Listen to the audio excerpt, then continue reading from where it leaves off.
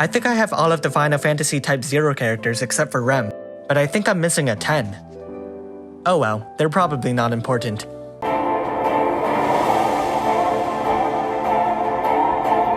Benevolent Beauty Rem's Trustmaster reward is Knowing Tag, a materia that boosts HP by 10%, magic and spirit by 30%, boosts the power of healing items, and boosts the unit's magic while holding 2 one-handed weapons. It's, fine? On the plus side, you can equip multiple of them at once, though you may have better Trustmaster rewards available. Her Super Trustmaster reward, or a Calcum Dirk, is a powerful magic dagger, though it's no slouch in the spirit department either. It has the passive ability Love's Edge, which gives it easy dual wield and boosts the limit burst gauge fill rate. Very useful for any magic unit that would appreciate a second weapon. Let's get to her active abilities.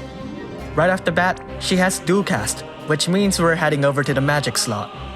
She can cast Curaga, Raise, Fira, Visagia, Thundaja, Tornado, Freeze, Re-Raise, and Kuraja. It's a very nice set of magic abilities, well-rounded and potentially rather useful. She can easily help out your team, but that would definitely take away from her damage output. Back to her active abilities. She has Healing Prayer, which heals your team and clears all status ailments, and Leave It to Me, which is basically an easier way to dispel your team rather than doing that dispel trick.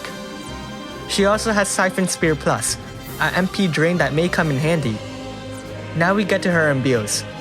She has 3 of them, Fire, Ice, and Lightning, that chain with the Chaos Wave Awaken family. They also imperil their respective element by 90%.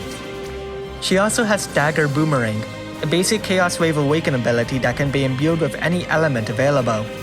This gives Rem some incredible versatility, which can be extremely useful in Dark Visions. She can also triple cast Black Magic, if you'd like to use Tornado or Freeze. If you don't like Chaos Wave Awaken, she also has a Bolting Strike version of her attacks. While they're normally stronger than the Chaos Wave Awakened counterparts, she has a passive ability that massively increases the damage of her Chaos Wave Awakened attacks. But on the other hand, the Bolting Strike attacks have a longer turn duration, so it's ultimately up to you. Rem also has a powerful MP refill for your team, but it comes at the cost of your limit burst gauge. Rem, just like Ace, has Break Sight, which chains with Bolting Strike. But it's a bit different in that it gives your entire team a weak killer against demons and machines, and breaks the enemy's spirit by 55%.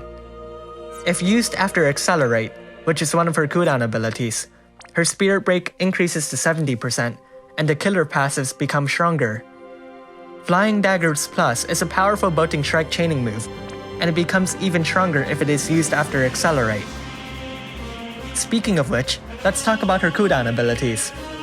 Accelerate increases her magic by 250% and deals damage that chains of Bolting Strike. Live On heals, provides a 50% damage mitigation, and casts Re-Raise on the entire team. Unfortunately, it only lasts for 2 turns and this cooldown ability requires 4 turns. But if that weren't the case, this ability would be pretty ridiculous. She also has Summon True Eidolon, which basically slaps Live On in the face and kills her anyways. On the plus side, it fills up the Esper gauge and fills everyone's limit burst by a good amount. Seraphim Strike chains with Bolting Strike, and imperils the enemy's fire, ice, and lightning resistance by 120%. Now let's talk about her passives. She can evoke any Esper accompanying your team, and has a 100% killer against demons and machines. She also has immunity to Stop, that's an increase to her limit burst damage, and further boosts her killer effects every turn. She has immunity to Poison and Silence, and her magic attacks gain a boost in power, making it a perfectly viable option to cast any one of those. Of course, her active abilities will remain stronger. Let's talk about her limit burst. At max level, it increases her magic by 250%, decreases fire, ice, and lightning resistance by 120%, and then deals a massive amount of damage. Unlike Ace, it doesn't fill up every time she begins a battle, but at the same time, it's much more forgiving to cast it. With that being said, let's create a rotation for her. Turn 1. Use Accelerate, Break Sight if the killer will help, and select the element. Use one of the Chaos Wave Awakened imbues, as they're stronger than her Bolting Strike ones. If you don't need Break Sight, You can cast Seraphim Strike after selecting the element instead. On turn 2, I recommend triple casting Flying Daggers Plus. If you didn't cast Seraphim Strike last turn, now's the time to do so. There's actually not much else to do at this point. You've already gotten her buffs up, so now it's just a matter of keeping them going and dealing damage. Furthermore, none of her attacks increase in damage the more times they're used, so you're free to throw in her limit burst whenever it's ready.